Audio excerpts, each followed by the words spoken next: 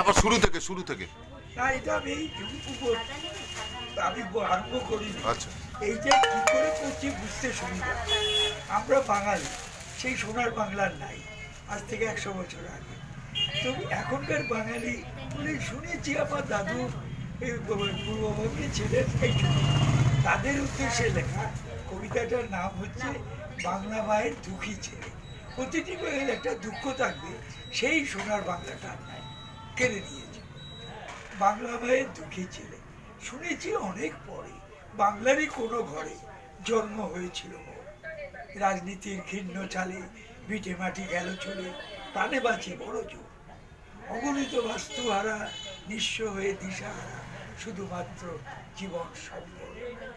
একই লীলা বিধাতার, চারিদিকে হাহাকার, রক্তে রাঙা মেঘনার জল। মেঘনা মানে নদী।